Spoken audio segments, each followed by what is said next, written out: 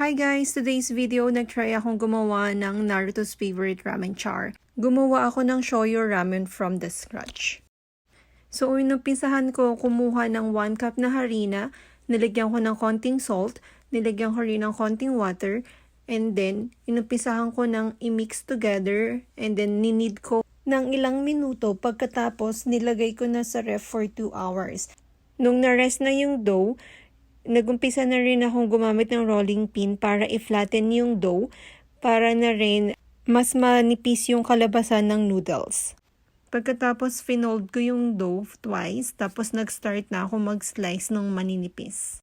Dahil flat yung noodles, naisipan ko lang i-roll ng bahagya para medyo may pagka-round siya. Pagkatapos nilagay ko ulit yung raw noodles sa ref para ma-rest ulit yung dough bago ko lutuin.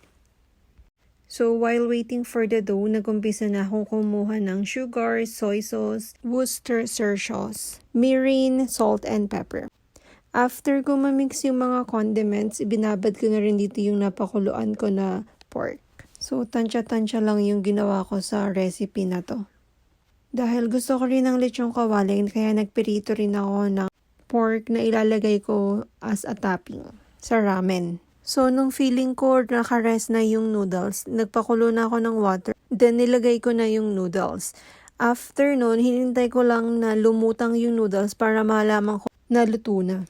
Sa pinagpakuluan ko ng pork, kumuha na rin ako ng broth na gagamitin ko. Sinala ko lang kasi may mga onion and garlic siya. So, para clear yung broth pag ginamit ko sa ramen.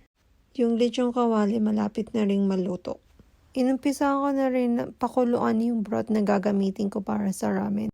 So, yung ginamit ko para i-marinate yung pork kanina, yun na lang din yung ginamit ko para ipangtimpla sa broth ng ramen. Nung matapos ko nang maluto lahat, nagumpisa na akong mag-plating.